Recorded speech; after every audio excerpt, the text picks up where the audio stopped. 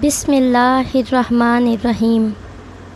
شروع کرتی ہوں اللہ کے نام سے جو بڑا مہربان اور نہایت رحم کرنے والا ہے۔ برائے مہربانی چینل کو سبسکرائب کریں اور ویڈیو کو لائک کر دیں، شکریہ۔ بسم اللہ الرحمن الرحیم۔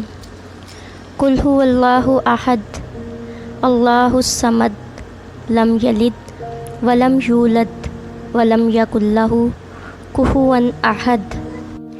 سورہ اخلاص قرآن پاک کے آخری پارہ میں ہے، اور سورہ اخلاص میں اللہ نے اپنی ذات مبارک کا تعارف کروایا ہے۔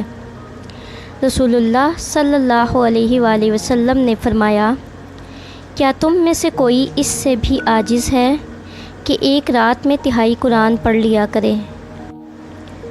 صحابہ رضی اللہ تعالیٰ عنہ نے عرض کیا کہ ایک رات میں تہائی قرآن کیسے پڑھا جا سکتا ہے؟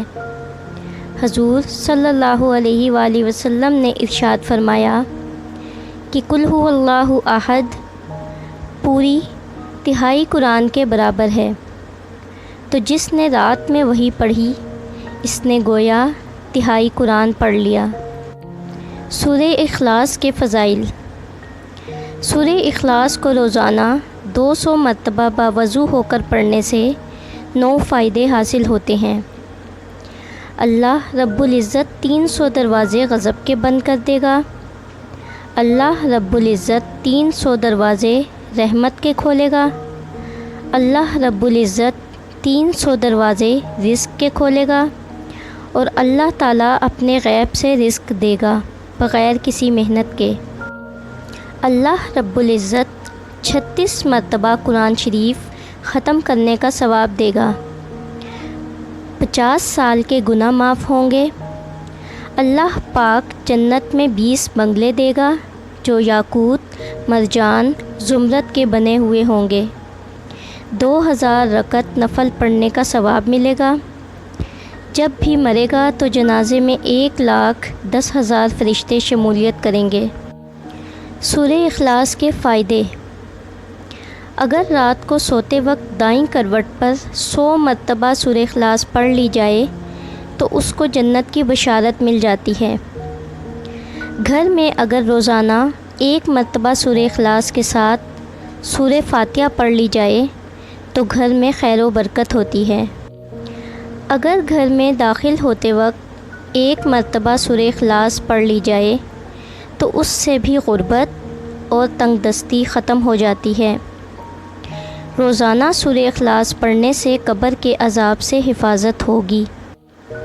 اس سورہ کی بہت زیادہ فضیلت و برکات ہیں۔ سورہ اخلاص کی فضیلت۔ پورے قرآن کا ثواب بعد از نماز فجر 12 بار پڑھیں۔